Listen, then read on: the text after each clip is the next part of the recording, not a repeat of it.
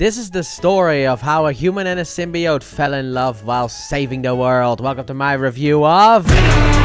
Since Sony lent the rights of Spider-Man back to Marvel, kind of, you know, they need a new way to make money with the Spider-Man franchise, so...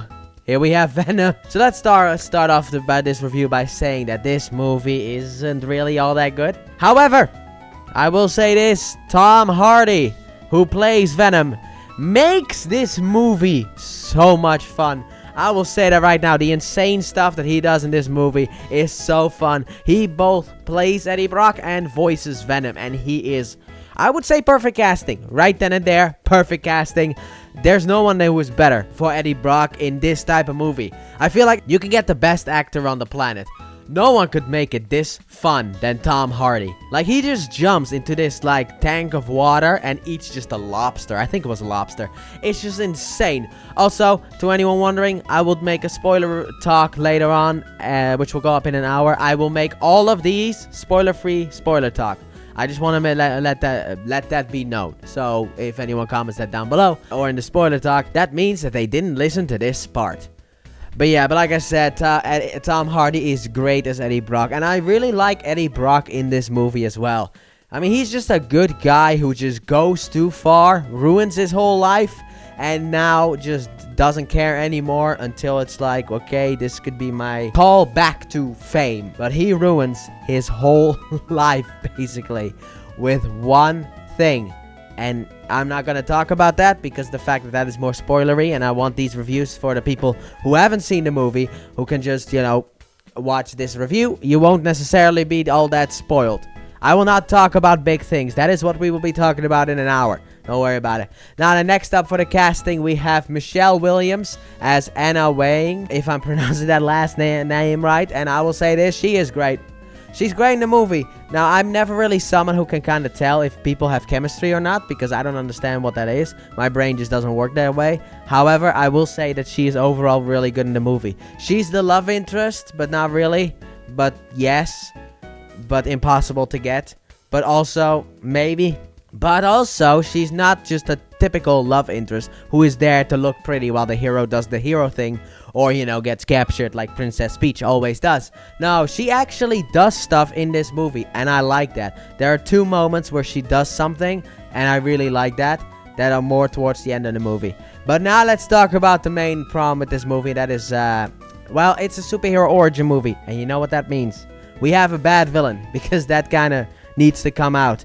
Because not everything can be Sam Raimi, right? The first Spider-Man movie from Sam Raimi did the hero and villain duality really good in an origin story, because they both had the origin story. But a lot of other movies just have the origin story for the hero, and then it's like, oh right, we need a villain. And here we have Chinese knockoff Carnage. We have Riot, everyone. An alien who wants to basically take over the world. Which, you know, that sounds like a bad guy that we have to stop. However, he's not that good of a villain, and the storyline is kind of weird, and I don't really like it. It's weird. I'll talk about it more in spoilers, but I will say this, though. People who've watched the movie, they'll understand the story should have been flipped. That's all I'll say. But it's just so weird. But, like, the main side character, I guess, that we have is Mrs. Chang. Now, she doesn't really do much in this movie, but she is great in all of her scenes. I will say that right now. And I'm so excited for Venom: The Last Dance, which is about 2 weeks away from this review. The main problem that I have with the movie is the fact that there are just inconsistencies. I'll talk about one. There is an inconsistency where Anne drops something on the floor, like a box on the floor, and then something falls out of it. And then when she picks it up, she doesn't pick up the thing that fell out because nothing fell out. It's weird stuff like that just makes it go like, wait, what is that though? And I still remember that first time when we got the first ever teaser. I mean, this movie came out in 2018. That's so long ago. But like when we got the first teaser for this movie and the effects weren't done, that's how ready they were to release Venom. And it's weird that they made a movie like this, because Avi Arad has been wanting a Venom. Like, he's a big Venom fan, because he's the one who forced Venom into Spider-Man 3. But that he didn't really get the best people for a Venom movie. He probably just got people who could just, I don't know, do it. So let's just jump straight into final verdict, because to be honest, I have nothing else to say outside of the fact that Tom Hardy is fantastic playing Eddie Brock. We have Riz Ahmed, who plays Carlton Drake, aka Riot, and isn't that good as a villain. He's just a generic villain. And we got Anne, who I actually liked in the movie, and obviously Mrs. Chang. So I guess we'll just hop straight into final verdict. This is going to be a bit of a shorter review compared to the other reviews, but let's be honest here, there's not really much that happens here. So for a final verdict for Venom, we have a... Now this is going to sound weird, but I'm going to say a 7 out of 10. As a Venom fan, I will add an extra point for that. But also, Tom Hardy's craziness is something like... I just couldn't stop laughing when Tom Hardy was like... in his before... like after he gets symbiote, but before Venom happens. Like in that phase, when he was just sick. Like where it was just like he was just sick. And that whole sick segment was just really funny to me. So I think that it's a 7 out of 10. Also, I don't score these based on like quality or anything like that. I score these based on my entertainment level. Was I entertained by this movie? Yes. It's a 7 out of 10 in that regard. Because I can only say about stuff that I like. I'm not really like super critical about things. It's more like, hey, look, that's a funny one. I like this movie now.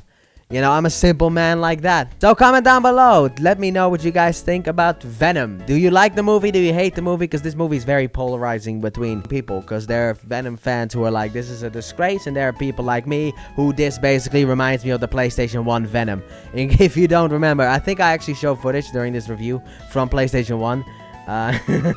But that Venom is an idiot. And I like that. You know, it's just a silly Venom. And here, he is also just a silly Venom. So for me, it's kind of nostalgia towards the PS1 days. But like I said, let me know down below what you guys think of Venom. And with that being said, thank you all so very much for watching. And I do hope you guys have enjoyed. And if you did, please like button, subscribe if you're new or have not done so already.